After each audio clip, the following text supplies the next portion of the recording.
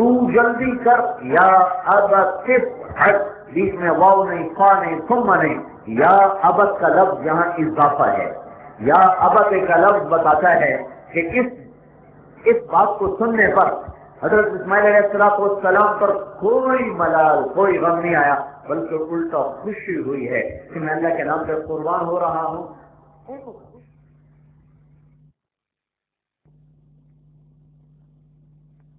جب میں مروں گا تو آپ کے بدلے میں مجھے اللہ ملے گا، اللہ آپ سے بہتر ہے، اور دنیا کے بدلے میں مجھے جنت ملے گی، اور جنت دنیا سے بہتر ہے. پھر ایک دم معصوم ذہن ماں کی طرف پلٹ گیا. کہنے لگے ہاں البتہ مجھے اپنی ماں کا غم بہت ہے، اسے پتہ چلے گا تو وہ بہت غمگین ہوگا. تو اب ایک ننھا ذہن ترکیب لڑاتا ہے، تو اپنا کرتا اتار دیا اور اپنے ابا کو پیش کیا، ابا یہ میرا کرتا ہے، یہ میری ماں کو دے دینا اور اپنے کرتے میں مجھے کفن دے دینا، مجھے ادھر نہ لے جانا، میری ماں کو بڑا دکھ ہوگا. جب کبھی میں یاد آیا کروں گا تو میری ماں میرا کرتا دیکھ کر اپنا غم ہلکا کر لیا کرے گی، اپنا بوجھ بانٹ لیا کرے گی. یہ ایک میری نشانی ہے کہ میری ماں کو دے دینا. اور پھر اب یہ معصوم اپنے باپ سے بات کر رہا ہے، ابا میرے ہاتھ پاؤں باندھ دو، کہیں آپ تو میرا پاؤں نہ لگ جائے، میرا ہاتھ نہ لگ جائے، اور میرا ماتھا زمین پہ رکھو، سیدھا نہیں الٹا لٹاؤ. وَصَلَّهُ لِلْجَبِينِ، اسماعیل کی نصیحت کو قرآن نے خبر دی. وَصَلَّهُ لِلْجَبِينِ، ماتھا زمین پہ ٹکا دے، میرا سامنے نہ رکھنا مجھے، کہیں تیرا ہاتھ نہ ڈول جائے. ہاں میرے بھائیو، بکرے کی ٹانگیں باندھے تو ترس آتا ہے، 90-92 سال کا بوڑھا بچے کے ہاتھ کو باندھ رہا تھا. کیا بیت رہی ہوگی، کیا بیت رہی ہوگی. مینا کے پہاڑوں پر بھی سب کا کاری ہو گیا. ہاتھ پاؤں باندھے، آنکھوں پہ پٹی باندھی، زمین پہ لٹایا، ماتھا زمین کے ساتھ ٹیکا، اور ایک گھٹنا ان کی کمر پہ رکھا، اور سر کے بال گھٹنا جمایا اور سر کے بال پکڑ کے یوں سر اٹھایا اور ہاتھ میں چھری، اور یوں آسمان کو دیکھا. خالی دیکھنے پر ہی فرشتوں کی چیخیں نکل گئی. ہاتھ میں چھری ہے، گھٹنا اسماعیل کی کمر پر ہے، اور بال اپنے ہاتھ میں پکڑے ہوئے، اور سر یوں اٹھایا نیچے چھری چلانے کے لیے. چھری ہاتھ میں ہے، بال مٹھی میں ہے، اور یوں آسمان کو دیکھ کر کہا میرے رب تو مجھ سے ناراض ہو گیا تھا کہ اسماعیل نے میرے دل میں جگہ پکڑ لی، تو اس لیے میرے اوپر ناراض ہو گیا تھا، یا تو کوئی میرا امتحان لینا چاہتا تھا. اے میرے رب تو نے دیا، میں تیرے نام سے قربان کر رہا ہوں، تو راضی ہو جا، تو نہ مجھ سے ناراض ہو. اور چھری چلاتی ہے، اور اس دعا پر ساتوں آسمان کے فرشتوں میں چیخ و پکار ہے. آسمان کے فرشتے 2 دفعہ ہوئے ہیں، 2 دفعہ. ایک ابراہیم کی فریاد سن کر کیا منظر تھا، وہ فرشتوں پر بھی سناٹا چھا چکا تھا کہ یہ اللہ تعالیٰ کا کیا امر آیا ہے اور یہ کیا ہونے والا ہے. اور آسمان لرز رہا تھا، پہاڑ تھر تھرا اٹھے تھے، زمین پہ کپ کپاہٹ جاری تھی کہ یہ کیا ہو گیا. اور جس اکثر ابراہیم کا سینہ پرسکون سمندر کی طرح مطمئن تھا کہ میں اللہ کا امر پورا کر رہا ہوں. جب یہ فریاد پہنچی ہے تو ساتوں آسمان کے فرشتے روئے. اور یہاں جب میرے نبی نے طائف میں پتھر کھائے تھے، پھر ایک انگور کے درخت کے نیچے بیٹھ کے دعا مانگی تھی، پھر اس دعا پر آسمان کے فرشتے روئے تھے. تو چھری چڑھائی ہے، جب اللہ بتائے تو پھر چھری کا فرعون کے ہاتھ میں ہو کیا خلیل کے ہاتھ میں ہو، پھر چھری کا کام کاٹنا نہیں ہے، چھری کا کام ماننا ہے. فرعون نے چھری چڑھائی کہ موسیٰ ذبح کر دوں، نہ کر سکا، وہ تو دشمن تھا، یہ تو خلیل ہے، اس نے چھری چڑھائی کہ اسماعیل ذبح کر دوں، نہیں، تیرے رب کا امر آ چکا ہے، یا ابراہیم قد صدقت الرؤیا انا کذلک نجزی المحسنین۔ چھری چلائی، چھری میں کیا طاقت ہے کہ بعض تفسیری روایات میں ہے کہ یہاں لوہے کا ٹکڑا آ گیا، نہیں نہیں نہیں، کچھ بھی نہیں، کچھ بھی نہیں، گردن گردن تھی، گوشت گوشت تھا، چھری چھری تھی، دھار دھار تھی، تیزی تیزی تھی، پھر اللہ کا امر آ گیا کہ تو نے کاٹنا تو کیا ہے، تو نے نشان بھی نہیں ڈالنا ہے۔ چلی نہیں چلی، چلائی نہیں چلی، پھر چلائی نہیں چلی، پھر بوڑھا باپ اٹھا ہے، شاید چھری تیز نہیں ہے،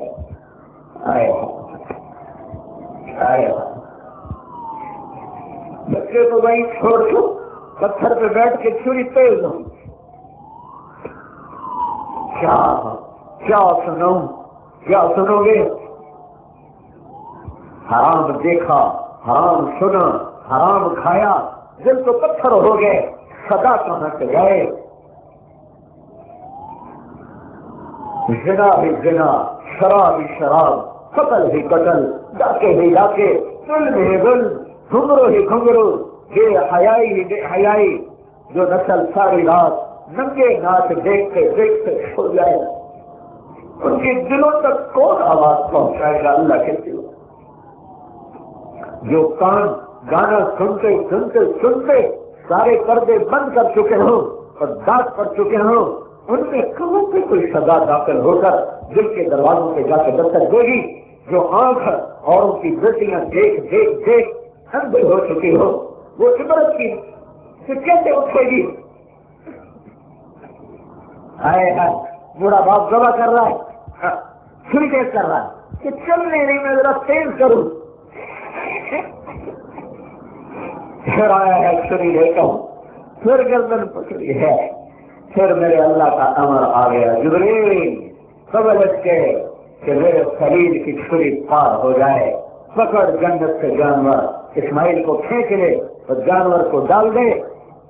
تو سفید رنگ کا چھترا جبریل نے جنت سے نکالا ہے اور پلک جھپکنے میں اسماعیل کو کھینچا اور چھترے کو ڈالا، ابراہیم کی تو آنکھوں پہ پٹی ہے، چھری چل گئی ہے، اللہ اکبر، پٹی کھولی تو جبریل کے ساتھ اسماعیل مسکرا رہا ہے اور چھترا ذبح ہو چکا ہے۔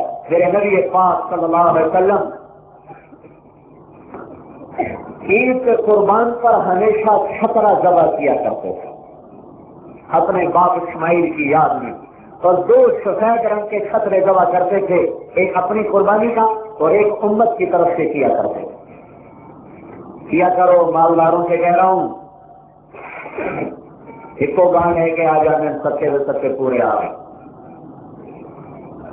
کیا کرو، دل کھول کے کیا کرو، اور اللہ کے نبی کے نام کی بھی قربانی دیا کرو کہ تمہارا نبی ہر سال ایک چھترا اپنی امت کے لیے کرتا تھا۔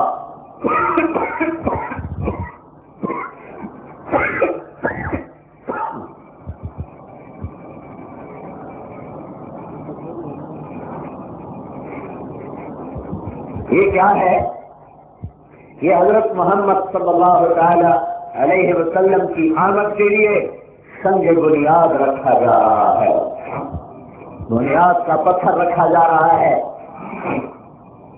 اور قربانیوں سے بھٹیوں سے کندن بناتے بناتے بناتے بناتے اس سطح تک پہنچایا ہے کہ اب اس نسل سے محمد رسول اللہ صلی اللہ تعالی علیہ وسلم کی آمد ہو سکتی ہے۔ اب میدان تیار ہے، اب بنیاد فراہم ہے، لیکن ابھی بھی اس کو بھرنے کے لیے مزید وقت چاہیے۔ کتنا چاہیے؟ 4000 سال کا عرصہ لگا ہے اس ہستی کے وجود میں آنے کے لیے۔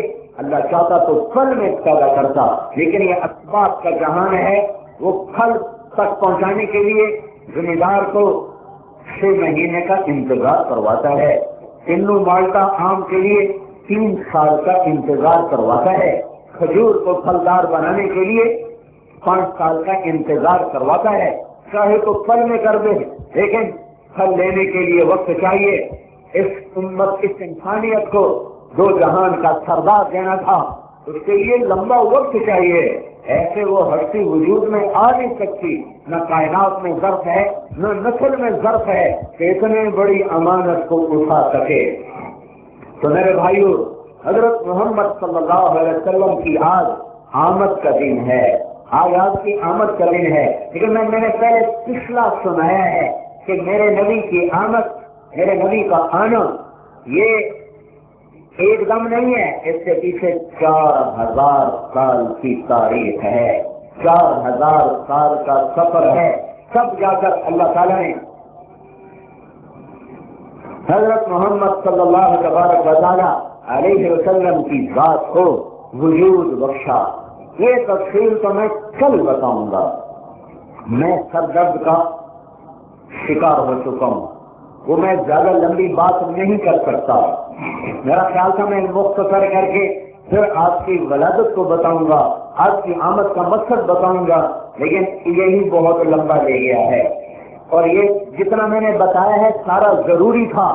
نبیوں کی تاریخ ہمارا دین ہے، میں نے ابھی دین کی بات آپ کو سنائی ہے، میرے نبی نے، میرے اللہ نے ہمیں نبیوں کے قصے سنائے، وَكُلًّا نَقُصُّ عَلَيْكَ مِنْ أَنْبَاءِ الرُّسُلِ مَا نُصَدِّقُ بِهِ فُؤَادَكَ۔ میرے رب نے کہا میں بھی تمہیں نبیوں کے قصے سناتا ہوں جس سے تیرا دل مضبوط ہوگا، اور اللہ نے یوسف علیہ السلام کے قصے کو قرآن کا سب سے خوبصورت قصہ بتایا، نَحْنُ نَقُصُّ عَلَيْكَ احسن القصص بما اوحینا الیک ھذا القرآن۔ اے میرے محبوب، میں تمہیں قرآن کا سب سے خوبصورت قصہ سناتا ہوں۔ پھر میرے اللہ نے یوسف علیہ السلام کی کہانی کو اول سے لے کر آخر تک سنایا۔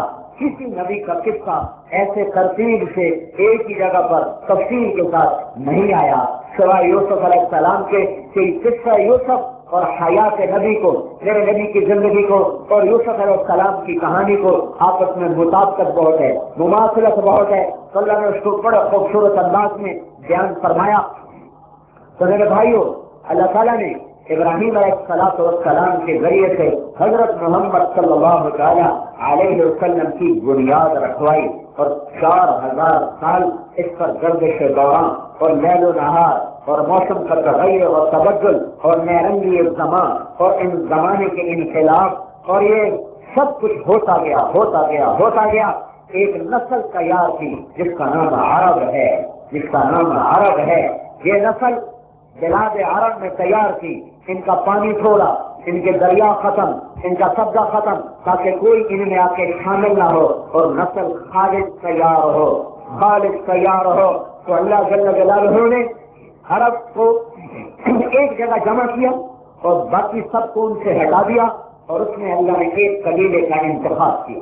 میرے نبی نے کہا ان اللہ تخیر القبائل فاختار العرب۔ اللہ تعالیٰ نے، میرے رب نے سارے قبائل کو دیکھا، اس میں سے عرب کو چھانٹا۔ ثم تخیر العرب فاختار مضر، پھر عرب میں سے مضر کو چھانٹا، پھر تخیر مضر فاختار قریش، پھر اس میں سے قریش کو چھانٹا۔ ثم تخیر قریش فاختار بنی ہاشم، پھر اس میں سے بنی ہاشم کو چھانٹا۔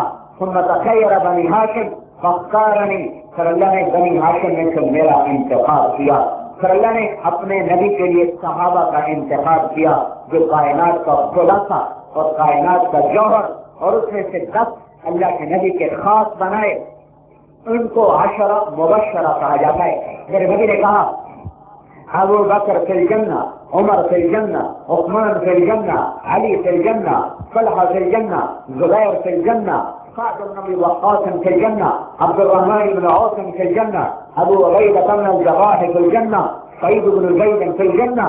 ان کو کہتے ہیں 10 مبشرہ، وہ 10 آدمی جن کو اللہ کے نبی نے ایک مجلس میں جنت کی بشارت عطا فرمائی۔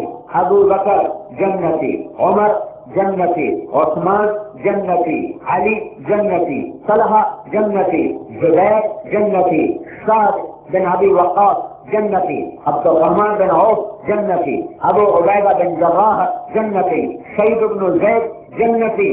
ان 10 کو اللہ تعالیٰ نے اپنے محبوب کا خاص بنایا، اور میرے نبی نے فرمایا اگر کوئی شخص اتنی بندگی کرے کہ سوکھ کے کانٹا بن جائے اور اتنے روزے رکھے کہ پیٹ کمر کو لگ جائے اور اتنی نمازیں پڑھے